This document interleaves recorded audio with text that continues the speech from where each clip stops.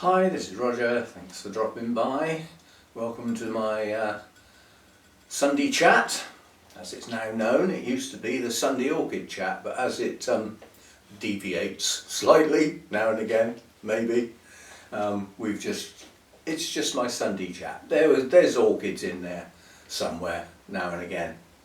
Right, the big thing for me this week, which didn't seem as big a thing on my YouTube channel as I would hope, but maybe a plug now can aid and abet. I did a day out basically, and I went back to Compton Acres, which is a privately owned woodland paradise, I'll call it. It's a secluded area that was taken over from heathland about just over 100 years ago, and landscaped and shaped and everything like that, and then it was restructured in the early 50s. As I said, it's renowned as probably one of the best privately owned woodland gardens in the country, if not wider. It is pretty special. It wasn't at its best. I left it a little late. The problem is half term got in the way and I didn't want to go there during half term. It can be a family day out and I can't film and there's children around, so it sort of defeats the object. And I thought it might be a bit too early before that, when in fact it probably would have been spot on. So I was a little late for some of the autumn colour. Nonetheless, there was still an awful lot. Also, in addition to that, I'd gone past the point where they turn all the waterfalls and streams off for the winter. They clean and maintain everything, check it's no leaks and everything, ready for the following year. So I will return in spring next year, and I will phone and check that the water systems are on before I go, because that actually makes it for me. I love the sound of running water and waterfalls and things, and there are a lot. There's waterfalls that sort of start here and you start walking and you know they end up in a pond somewhere, hundreds of meters away, and they flow and change direction and all that sort of stuff, so it is worth it. Anyway, it was a day out with a dual purpose because I needed to meet up with somebody. Technically what was my first wife when I was very, very young. That didn't last long. Nonetheless, we stayed sort of distant friends for a while, and then her dad became ill and everything. Her dad befriended Hannah for some strange reason. Hannah had one of his cats. He had a semi-feral cat that he fed and looked after, and it came and went as it pleased. It didn't live in the house, it visited the house, but it dumped some kittens in the corner of one of the bedrooms, and Hannah had one of those. She has sadly lost it now, but anyway, so I had to meet up basically for an exchange of various sorts, and yeah, so I killed two birds with one stone, did the meeting and did my filming around the woods. The film is back, the video is back in the week, earlier in the week. It's a walk on the wild side, and if you didn't see it because you thought, oh, that doesn't sound like orchids, it doesn't matter that it's not orchids. In this world of upheaval and troubles and worries and stuff like that, that is total peace and tranquility. I even deliberately left the soundtrack on, which in the main is silence, because if I put music to it, I think it would have distracted from that peace and tranquility. Yeah, for me it's a pretty special place, and we'll go back in the spring when the bulbs are out and the water's all running and everything like that, and we'll visit it again. And then I could go again a bit later in the year because they've got masses of azaleas and rhododendrons that would all be in flower, so we may have a go at that as well. So it's half an hour drive, it's just up the road, and it's not silly expensive to get in either. And they do nice coffee. bonus. And talking of drinks, I got some early Christmas presents or late birthday presents, not quite sure which. I will show you.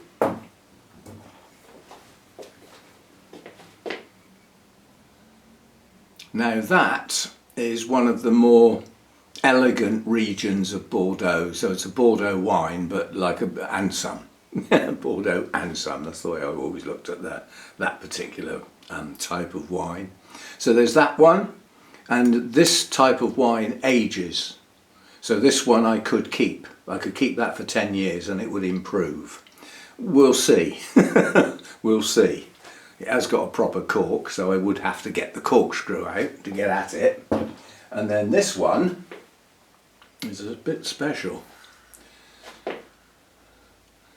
I forget whether it's 7 or 9, but in the Beaujolais region there are 7 or 9 what would be classed as top producers, and they have a name of their own, and this is one of them. So this is a Beaujolais wine, but it's not in the same style as your normal Beaujolais, which is best drunk young. So this is that's like the sort of best quality, one of the best quality types of Beaujolais you can get. So and I will have that one tonight. I'm going to do myself a nice a half roast, I always call it, because it hasn't got roast meat, but everything else that goes with it is a roast dinner. So I'll have roast potatoes, honey glazed parsnips and some peas. I'll make some gravy and everything, and I'll have a couple of pork chops to go with it, so they'll be pan fried. So it'll be like a roast dinner for me, and I will make a good dent in that bottle of wine. I might even open it sort of lunchtime to quality assure it and test it, make sure it's absolutely okay, and give it a bit of a chance to breathe before my evening meal. Possibly. I just got a feeling if the cork comes out it won't be going back in. Could be one of those days. Yes, so that was a nice touch, and there's a little something for Hannah as well. So that was my day out, and if you haven't watched that video, although it's not orchids, I would still recommend you watch it. You might not need to watch all of it. You might get the feel of the place and see enough of it part way through. But yeah, I mean, the Japanese garden is pretty special, and other parts are, you know, sort of, you're walking in undergrowth and things and stuff. So it is a lovely, peaceful place to go. But it can get very busy. In the summer, it wouldn't seem like that at all. You've got people everywhere and kids charging around. It's destroyed that atmosphere, in my opinion. The scenery stays the same. The atmosphere would be lost. I had the place to myself for the first half hour. Nothing. A little bit of distant traffic, a little bit of noise from the nursery school with the little children playing. And that was it. A few birds singing here and there. And the odd sound of running water where they'd forgotten to turn. I won't say they left one on, I'd say they probably forgot to turn it off, or have yet to find the switch to turn it off in all the undergrowth. They must have them marked on a map, they'd never find them otherwise. Anyway, so that's that done. That was a day out. I don't do days out very often. I have a feeling that next door have decided they don't need the automatic gates. Coming and going with the kids for school, with their bikes or their scooters, they go through the side gate. And then she would open the big gates to get her car out to go to work. Well, she's decided it can stay in the road. He doesn't bring his car in, so they don't need the gates working. I think they've just given up on them. They don't, you know, they'll do without them. And if ever they really do need them, you can open them manually. Now, I'd rather they were fixed. I'd rather just press that button and watch the gates open and automatically close behind me when I've moved the car out. But I can manage with the manual, as they were yesterday. So I load the car up with all the stuff for the meeting. There's quite a bit.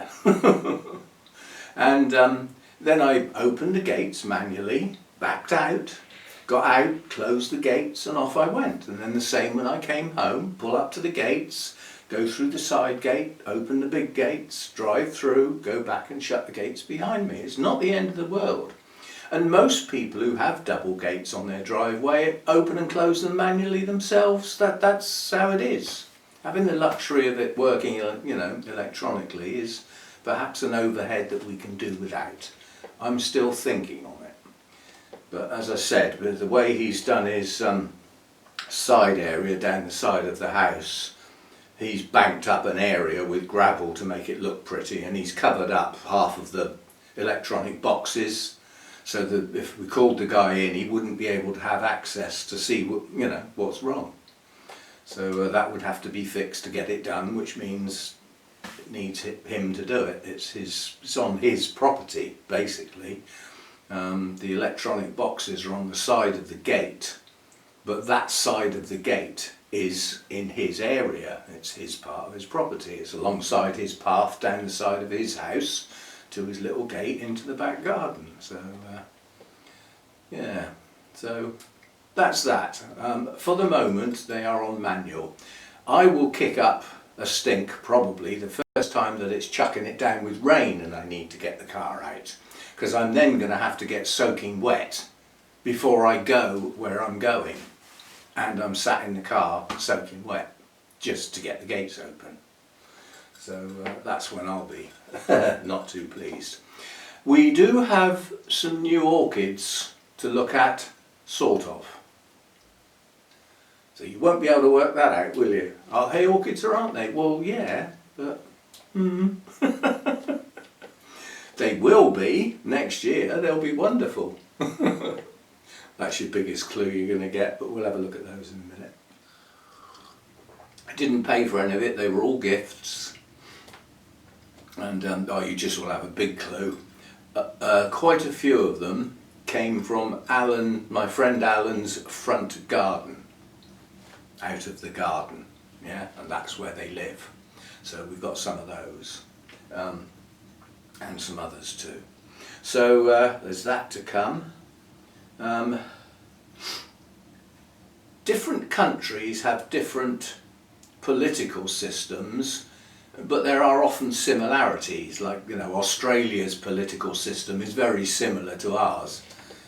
Half-baked, I think is a good expression. There are other countries that are similar. Some vary quite a bit, but the one that sticks to mind at the moment is one that, like in most countries, there's two main parties that are they're the ones that always get in. One or the other always gets in, and when it's a close run thing, they end up having to talk to each other and work together, and they don't like it. Coalitions, they don't like it, and the people don't like it either, because they voted for one or the other. They didn't vote for them joined together, so they're going against the will of the people just to get something up and running. And therein lies the problem. There is one rather large political system that when they don't agree, nobody gets paid. All the public workers don't get paid. It's bringing airports to a standstill because the air traffic controllers aren't getting paid. Now, I'm not having a go at any individual here, because that's the system, not any individual. Although the conflict may be as a result of an individual or a set of individuals. I don't want to get my nose too deep into that. We might not come clean again. But yeah, a system where things shut down because nobody's getting paid. Well, if they're not getting paid, who's paying for their food then? You can't run a country like a business. You have to have a business-like manner. But you run a country for the people who live there. You run the country for the people, not for yourself, not for your own profit, not for your own greed or anything like that. You run it for the people. And you forget that at your peril. And that statement applied to here. You forget that at your peril. Things are not settled here, they're far from it. The country will come together today. Oh God, what's the time? Too late. It's not too late actually. This country will come together to commemorate those who lost their lives in military conflicts. Not just the 2 world wars. A certain country thinks they won both of those. Well, you arrived late in both of them. You could say arrived late and saved the day. Some people would look at it like that. But yeah, in one instance they might not have even got involved if they hadn't been directly attacked, something they never thought could happen, and they still live in that dream world. Well, go back to the technology and the weaponry that we had back in World War II. I think that's advanced a bit since then. There is no safe country anywhere anymore. There is no such thing. If a country puts their mind to it to attack another country, it will be so. And you will not be safe. No one is. Not if you want to get the big stuff out. At which point we'll probably stop worrying about our bills and, you know, all that sort of stuff, and our pension, and I haven't got enough. You'll be hanging on to your back end trying to keep it in one piece. So it's a troubled world. It's not a calm and peaceful world, which is why that day out for me was a bit special, because during that walk none of that came into my mind. I got lost in that environment for that period of time, whatever it was, probably only an hour, maybe an hour and a half tops. So sometimes that is a way of getting it away from it all, is to go somewhere that is peaceful, or somewhere where nature dominates, not mankind. A rocky coast in a storm. I don't mean a hurricane or a typhoon, or, you know, not the serious stuff. I mean a storm, a normal sort of storm, when you've got the big waves crashing, the big clouds rolling in. That's nature in charge, because there's nothing mankind can do to stop that. Although some of our actions are making them a bit more frequent, according to some. That includes me. Yeah, it's just one of those things. The climate is changing. Whether it's our fault or not is the debate, and I suspect there is some of it that is our fault. Some of it may be occurring naturally. Some of it may be a knock-on effect because this has happened, this is now happening over here, all that sort of stuff. It's a complicated thing, the climate of a planet, you know. But nonetheless, things are on the change. It's noticeable that areas that were just about hanging on to greenery have become arid, you know. So things are changing. There's not as much, the glaciers have reduced, that's all. You can see that, you can see satellite views of what it was, and then what it is, what it is, what it is, what it is now. And it was there, and now it's there. It's visual evidence, that's not contradictory, it's not open to debate. This has happened. The debate is why. And also the big debate is, can it be stopped? No. Sorry, you can have as many discussions and votes and meetings and gee this and gee that. You can do what you flipping like. You won't stop it. You might slow it down a bit. But you won't grind it to a halt. Not now. It's too late. Damage is done. So we learn to live with it. We adapt. We'll all end up all squashed together in the last places of greenery. We'll have our holidays in the desert because it's the only place that's not full of people. Marvellous. Yeah. But yeah, the problem is we can now be called guilty for the damage being done because we know. Now there was a time when we didn't know. We may have had some thoughts, but we didn't really know. The information wasn't really readily available.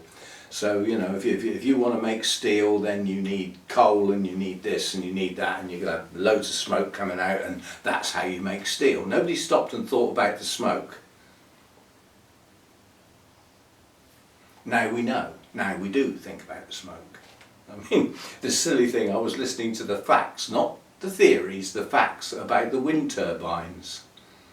Apparently, what they are made of does not naturally recycle and has a massive half-life.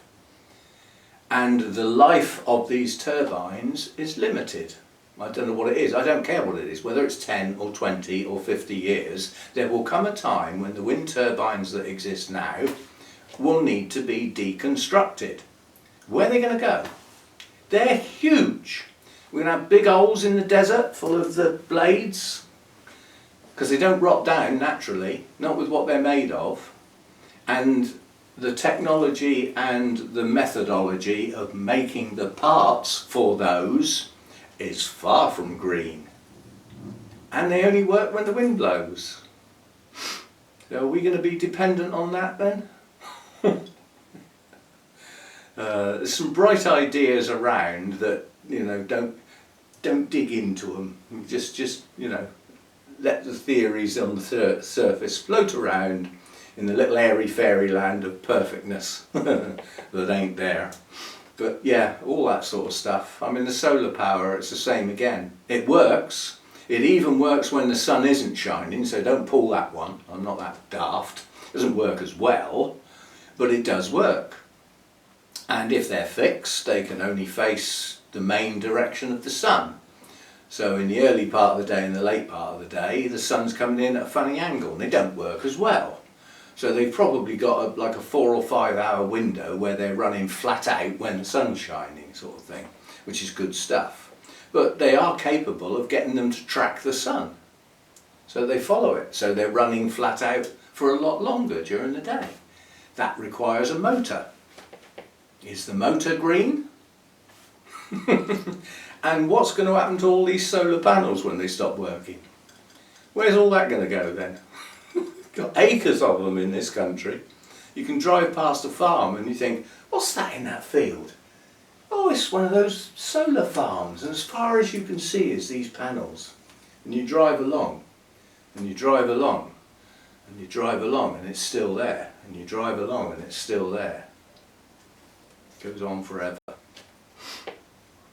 I could be growing food. Anyway, yeah, these problems are not directly solvable. This is the main problem, is politicians think they can solve these things until they seem to get in power, and then the question mark comes up and the expression like, "Duh, never thought of that," starts coming out of the woodwork. That's when they're even telling the truth, which don't happen often. It's the old expression, isn't it? How do you know a politician's lying? Well, their lips are moving. They're making a noise. Most of the time it's either spin or downright lies or half-truths masking the truth, or just not answering the flipping question. And their classic technique, which everybody's onto now, even Joe Public is onto this. So why do they keep doing it? Do they really think everybody's stupid? It's answering a question with a question, or giving the answer to a totally different question. We're not that stupid. Well, most of us are not that stupid. And there are those that can't even be bothered to listen anymore. I'm getting a bit beyond it all. Still, life goes on, and life goes on in some lovely places. Get to those places. Do that walk along the beach, do that walk along the cliffs, do that walk in a woodland, walk along the river. Do that. Get out, breathe proper air, if you can get near any, not in the traffic. And it's amazing what it can do for you. It really is. I came back from that day out, not renewed, but refreshed, definitely. Now, and I had a problem because there are some quite steep steps and some quite steep slopes, and I ain't so good on them anymore, you know. Okay, well, we stop. We rest for 15-20 seconds and then start slowly walking up the steps again. What's the big deal? You know, you make things work if you try. And now we're back to the orchids again. You can grow orchids if you try. There's some of them are against you though. Some of them will fight you to the very end. And who wins in the end? Well, that's down to you. Your persistence and your pockets, how deep they are. Because if you've got an orchid you really like and it keeps dying on you, well, you can keep buying a replacement. You know, I mean, there's some people who've always got fresh cut flowers in their house, and when they do their shopping, they get another bunch and they bring them home to die. Well, you can do that with orchids as well if you like. You know, if you've got deep pockets, you know, some of them aren't cheap. There's, we'll get on to my orchids in a minute, but when we get there, one of the component parts of the hybrid that I've got, I have seen for sale for over £4,000 for one. And they're the type of orchid they look best as a pot full. Yeah, that's going to happen, isn't it? I've also seen it for £15, you know. So right, so that's probably what's left now. Let's have a look at the orchids. Not really much to see. What we've got is a little money bag out of my treasurer's tin with some Pleione bulbs. Now these came from Alan's front garden. Whoops! That one's trying to get back into the garden. And so these are totally dormant now anyway. Ouch! My back always hurts after a meeting. So these are dormant, they've been taken out of the garden. They're not completely dried off yet, so I've got to watch how I store these, otherwise they could get mouldy. But there's a good few. These should be flowering size. Most of them have got their shoots starting on the side, or signs of it. And these are the same as that bag full that I got a while ago from Helen. And she said they could be possibly Tongariro. That is possible. But whatever they are, these are as well. Because these came out of Alan's front garden the same as those did. And the chances are they are all the same. They have just spread. They've done a mass, you know, bulking up under his conifer tree. But when I asked Alan, does he know what they are? He said, I can't remember, it's so long ago. They're just the ordinary ones. Now, that from what I would class as a pretty expert orchid grower is a pretty bland statement, isn't it? They're just the ordinary ones. But I can read Alan. I understand where he's coming from. And so I don't think they are that one. I've forgotten what it is again now. Tongariro. I always want to say Torremolinos, even though I've never been there. That doesn't appeal to me at all. But yeah, Tongariro. If it was a hybrid, I don't think Alan would have used the expression, it's just the ordinary one. However, what goes into that hybrid could be, and that's Formosana, which is obviously a species, and it's one of the components of that hybrid.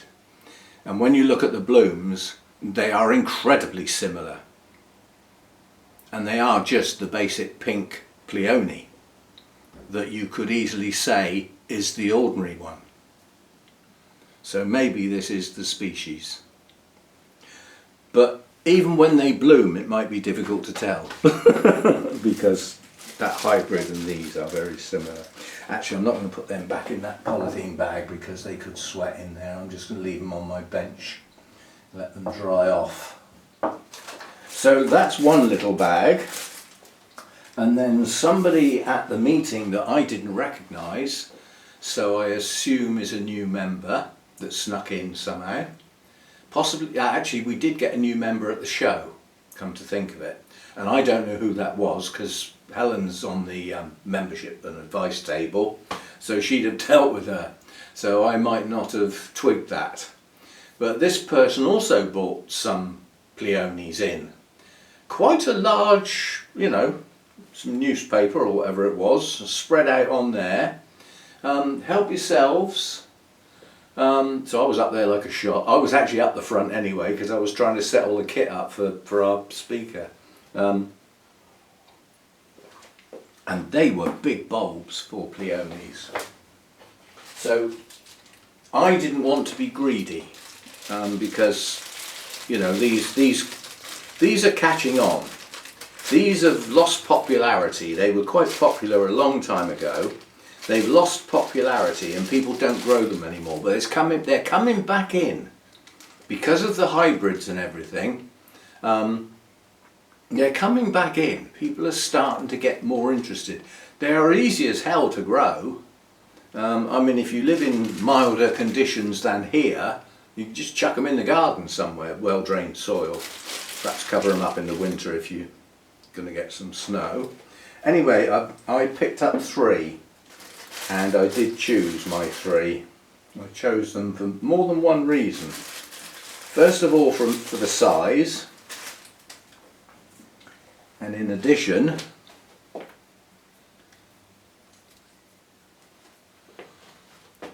there's the new growth, embryo growth.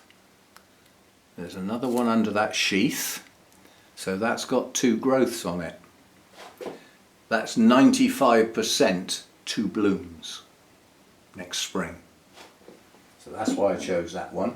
Plus, I mean, if you do a comparison, that's the biggest one of the bulbs that I've just shown you. These are big. So that's why I chose them, because they all have the embryo shoots and they all have 2.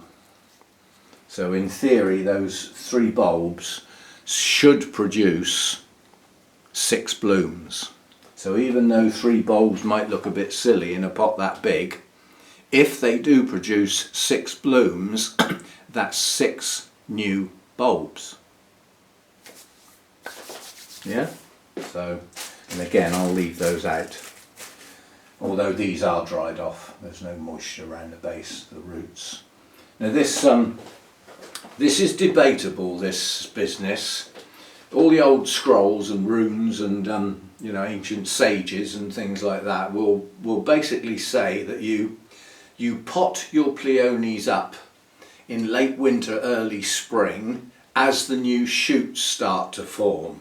So they are coming back to life from their dormancy. These are like, well, not to say they're like bulbs, they are bulbs, but they go totally dormant. They're not resting, they're dormant. So they've shut down completely. But come the end of winter, spring, they come back into life like a daffodil would or a bluebell or, you know, something like that. They work in the same manner. And at that point you pot them up, which implies they weren't in a pot and they're now going in a pot. So you put them in the pot, grow them on, well, they flower first, then you grow them on, they get their leaves, you put effort into everything, you know, like that, and then come the autumn the leaves die back and drop off and the bulbs head for dormancy, at which point you take them out of their pots and dry them off and store them as cold as you can. Some people store them in their fridge, literally. They can go down to 2 or 3 degrees dry relatively easily, relatively safely. Now when you get to somewhere like the Mathers collection, the national collection, yeah, obviously they're going to go round and take them all out of the pots, aren't they? Well, when they inherited that collection, they had the guy whose collection it was, who's been growing and hybridizing for donkey's years, classed as one of the world's leading experts. Will you sit him down and drain his knowledge? We want everything you know about these, because we're now going to have to take over and we don't want to lose them. So they got all the information and then they applied it. And the first thing was, don't bother taking them out of their pots. It's a waste of time. Doesn't do them any good, and they take a lot longer to establish next year. You know, when they come out of dormancy, settled in their pot, they will set off quicker. Now that's only a theory until you put it to practice. Well, Mathers have put it into practice and they've said it definitely works. They set off much faster and get going much better and are stronger for it. They establish their roots better. So that's what I'll be doing. I run with the new technologies and the new ideas, and sometimes people say, well, they're newfangled ideas, that's not how we do things. Well, what if it works better? Then you need to change how you do things. You're stuck in your old ways. Anyway, so that is now one new Pleione type, and it is called Zeus, as in, was that a Greek god or a Norse god? Zeus. No, it's a Greek god, I think. But it's called Zeus, and it is actually a primary cross. And in it is Forestii, or Forestii. It's spelt forest, but Forestii sounds a bit more like how you would pronounce that word, I presume. But anyway, that's yellow. I think it might even be the only yellow species, I don't know. But God, they are hard to get hold of. And when you find them, they can be incredibly expensive. Really expensive. So half of those 3 bulbs is Forestii. And the other half is Formosanum. Again. Gets about that one, doesn't it? The ordinary one. That's what Alan means, and I'm pretty sure he does. Yeah, so the blooms on that, according to Orchid Roots, which have... It's funny actually, I looked yesterday when I got home for Pleione Zeus, and it came up okay. Orchid Roots had it. It said unregistered so-and-so, so-and-so, and it had the pictures of the seed and the pollen parent, its history and everything, and the resulting blooms. And I had another look this morning, and it's now registered by somebody with a very strange name. They're obviously keeping their name secret, whoever it is. Oh, I forget what it was, but it was Pink something or other, not a proper name. But you can register it under any name you like. You don't have to use your own name, but you're not going to claim your fame and fortune if you don't use your name, are you? Supposedly. Anyway, and the blooms are large, and they are a basic pink colour, like Formosana, but there is some patterning often within the pink. They're not flat pink. There's some pink there. And the lip is bright yellow with deep red markings. These are going to be pretty special. I'm sort of thinking to myself, why did I only take 3? Why didn't I take 5? You tend to have an odd number. There's something about, I get this from bonsai. If you make a little mini forest in bonsai, it is said that an odd number of trees will always work better. So 3, 5, 7, 9. And then it is said that once it's greater than 9, the number of trees becomes irrelevant because nobody will ever count them. So whether it's an odd or even number becomes irrelevant. That may be true, I don't know. But anyway, it's traditional with bonsai. If you're going to make a forest, you use an odd number of trees. And if you're going to have a pot full of Pleiones, perhaps an odd number? I don't know. Because traditionally with bulbs, you start around the outside, don't you? And you give them the amount of space you think they need between them, and you get a circle near the edge of the pot. And then you've got the bit in the middle. Well, if it's a big pot, you can have another circle with the bulb in the gaps of the, you know, you get a pair of bulbs on the edge like that and you put it there. So you make like little triangles. And then you might not have enough for a third circle, but it's still quite a big space in the middle. So do you have 3 in the middle or just 1? you're basically making patterns of something that in the wild would have no pattern whatsoever. They would grow wherever they fell, because the bulbils and some of these come out of the top and they just fall off and manage to take root, you know, and then produce their side shoots from there and everything. So anyway, so that's what I got. Some more of the same.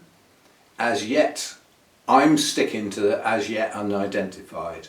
I'm waiting, and I will do a deep dive when we get some blooms. I've got one that is genuinely Formosana from Burnham's in a little pot. So I've got one of the real thing. I've also got the thingy, the Tongariro. I don't know how many times I'm going to have to look at that before I can say it without looking. And I've got that from Burnham, so that will be the genuine hybrid. And I know that when I got them, they were both in flower, and they weren't the same. So the ones from Helen, and the ones I came home with yesterday, let's see what blooms they produce. Because they should be at the same time as the other two. We can stick them next to each other. You can't get a better comparison than that, can you? So maybe we can find out. And in the meantime, the Mathers Foundation will be hybridizing and working their magic. Their magic is geared up to whatever they take on. They're having a go at Masdevallias, Miltoniopsis. They've got many different bulbophyllums. They've got a house, a separate greenhouse, especially for the bulbophyllums now. Costing them a fortune to heat. But yeah. They work their magic with their hybridization. Their primary goal is for larger blooms, better colours, different colours in some cases, and longer lasting blooms. They work at it. You know, they've got a whole set of seedlings and they all come into bloom roughly the same time. And those three over there are still in bloom long after the others have gone. Those come straight out and go in the hybridization program because they lasted longer. So they build those genes into the next lot of seedlings. They also do line breeding to get vigour back into things that have been, that have dropped back from the originals in the wild. Many have now gone in the wild or are so rare that you can't get any more. That happened with the Odontoglossum crispum. The areas where it grew were decimated, a virtually total collection. And some of the unscrupulous collectors, they took the best ones of everything that was there and then set fire to the rest so that nobody else could have any. This is back in the good old days. Well, obviously those come back. They're used in hybridization programs, and often the originals get forgotten. But what Mathers do is, again, you get some seedlings from the two best ones that you had over there, put them to one side, do the pollination, get the seed pod, go through the lab, come out the other end with loads of seedlings and get them to bloom. And out of those there will be some good ones and some little ones, some little diddy ones that didn't work very well. They don't have very good blooms, so you can disregard those and take the best and then go back to one of the two that you started with that were the best and come back in over the top and you line breed again. They are all the same species, but within them the variety allows to pick the best. And part of that criteria is longer lasting, bigger blooms, better colours. And more of them, possibly. Forgot that one. I mean, they'd work wonders with the Cymbidium collection they've got, So that's how they work. That's what they do. And it's a long-term project. Can't do that overnight, can you? How long does it take from pollination to actually get the seedlings to blooming size? You're probably looking 4 or 5 years minimum. And then if it was a hybrid, you might look at it and think, well, that didn't flipping work, did it? What a load of rubbish. It happens. It's a magical thing playing around with that, but you've been doing it like Jim at Mathers. I mean, he's been doing it most of his life. he's got very good at it. So I doubt if those sort of mistakes happen often. I expect if he chooses two parents, the progeny are quite predictable. So it goes. But our Orchid Society, Wessex Orchid Society, have booked their trip to Mathers for next year. So I now know when that is. I've forgotten, but it'll be in the minutes of the meeting. So we have our group trip, and it's in April, that I do remember. So it's been moved towards the end of their public days to take advantage of the things that weren't in full flower last time we went as a group. Now I overcame that because I booked a separate trip on my own. It turned out I think Helen came on that one as well, but that was coincidence rather than planned. She only lives up the road, so she ain't got far to go. But yeah, so I will possibly book an early one for me on my own and then go with the group in the later one. So the problem is with the group, if I want to film, I've got to hang around. So I miss the tour. I've been on the tour that Jim does the tour. It splits and other people do parts of it now because the place has just got so big. And if Jim did all of it, we'd still be there, you know, when it's starting to get dark. So they split the group into two, so that, you know, half can go with David, half can go with Jim, and then, you know, follow each other around, that sort of thing. But I have to hang back because I want to film. And I don't want the group in the area where I'm trying to film. You're like, fuck off, get out the way. Excuse my French, keep forgetting I'm on video sometimes. That was funny yesterday with Trey. Trey said there's a couple of video clips in this presentation. Are they going to work? I said, well, they should do. The software's on the laptop. I've got the sound system there, so if there's noise, what am I going to do about that? He said, two of those video clips I haven't watched through properly. He said, there could be language. I said, well, it's your risk, it's your videos. But he said, yeah, I don't know, perhaps we ought to leave the sound off and I'll narrate them. So we did that in the end. So he wasn't sure what the soundtrack would have on it. Because he said, often when I'm doing, you know, I'm working in the greenhouses and everything, you knock a plant over or something, and there's language, as we all probably do. I know I do. And obviously he didn't want that coming out as part of the presentation, so that was funny. Good presentation, very good. Trey has not moved away from orchids. His company is Orchid Botanics, UK company near Bristol, on the edge of Bristol. Oh, and another thing I did ask, I said, do you think it would be okay if I came and filmed sometime? He said, yeah, no problem. He said it'd have to be arranged well in advance because obviously I've got to be there.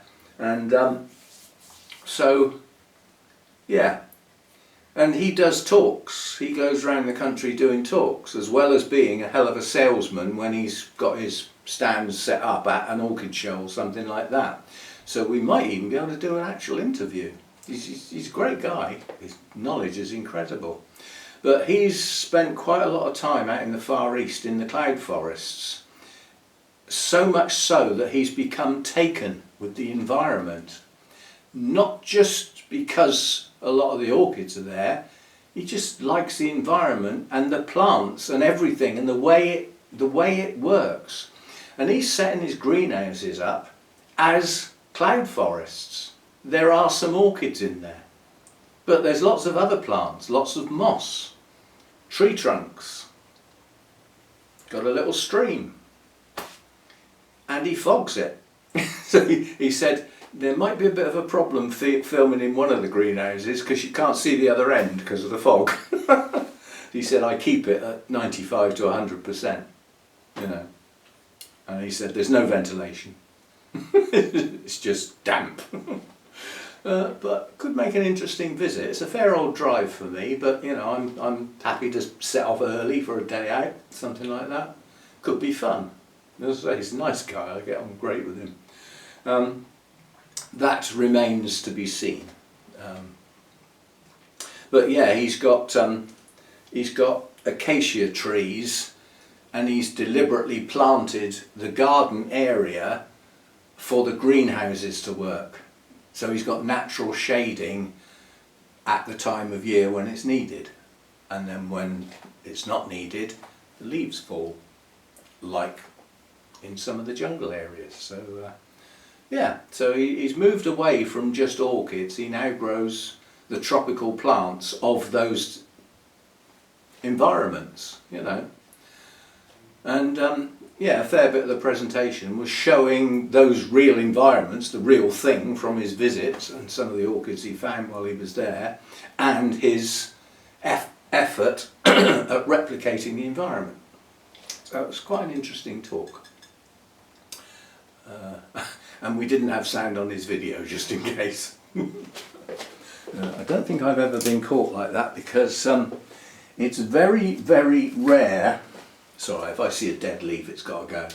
There's a cymbidium leaf hanging off. It's very rare that I don't watch my videos through. So I actually film them. Sometimes that's multiple clips. I get them off on the laptop, get my editing software up, bring the clips in, put them in the sequence I want, which is normally the sequence they're filmed in, unless it's at a show, in which case it might be lots of little clips. Pull it all together. Play with the soundtrack if I need to, which I don't normally, like with this one. All I do with this one is just I slightly brighten the clips just to make it a bit more buoyant to view. So it helps with the colours and things. I fiddle with that. And if there's multiple clips, which there isn't on this one, then I add the fade in and fade out, just so that it doesn't go bonk from one clip to another. That abrupt change between clips is so unprofessional. And I just use the standard fade, so it just gently fades in.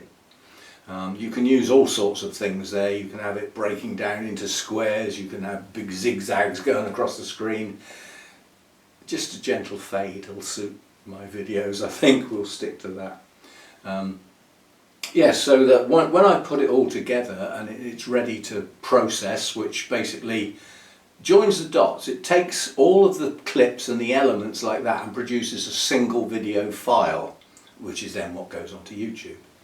And it blends the joins, so where there's clips next to each other, it makes them seamless. It, you know, does all that for me, sort of thing. But when I've got that in that stage, I usually watch it through and just check that, you know, everything's okay and I haven't missed a fade on a clip or something like that, and it just sort of works okay. Check that I've remembered to add the title at the beginning. All that sort of stuff, so I usually watch it through. So if there was a slip of the tongue, we could bleep it, or at least do something with it before YouTube gets hold of it. Right, so where are we up to? Oh, blimey. Heading for the hour already, so we will call it a day. Thanks for being here, thanks for dropping by, as the expression goes that I use. There's some others use that as well. It's not mine. I don't own it. I haven't got a copyright on it. And yeah, thanks for the support of the channel. Thanks for the members on Patreon and on YouTube. That's appreciated. That's nice regular monthly support for the channel, to help with buying orchids, getting to shows and all stuff like that, and kit as and when. Kit don't last forever. The next thing that will go wrong in here as far as kit is concerned is that fan will pack up. It's already making some strange noises, but it only comes on with the heater. The heater could pack up. That could be quite an expensive item.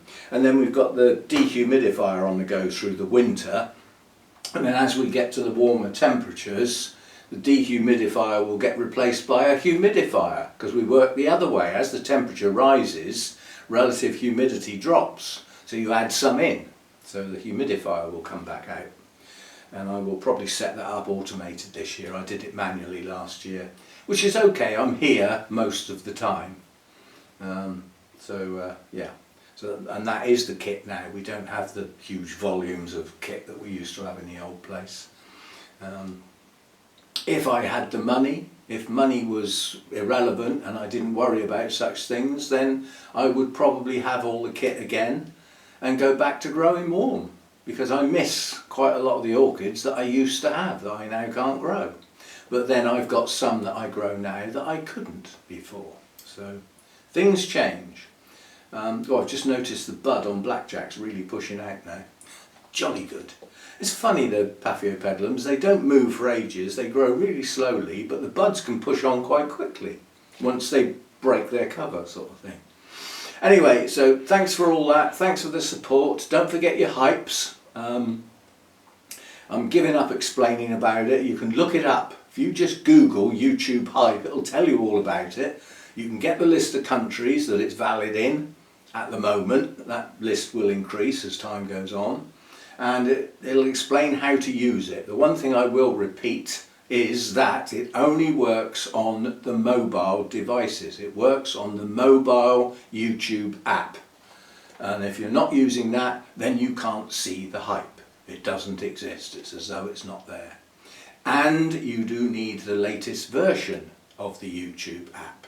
So if you haven't updated it for the last 3 years, it probably won't see the hype and won't work. You need to run the update. So that's that. Don't forget those hypes. I'm not insisting or implying that you should use them on my videos. I'm grateful if you do. All I'm saying is don't waste them. You only get 3 a week. They replenish, I believe, at midnight on Sundays. So you get a new set when you get up Monday morning. And you get 3 a week. I think everybody should use them that can. Yeah? So there you go. Yeah. Coming up to the hour now. So those that are still here, well done. Those that are still awake, even more well done. Those that are on their 3rd coffee, I wish I was. Anyway, thanks for dropping by, and I will see you next time. Bye for now.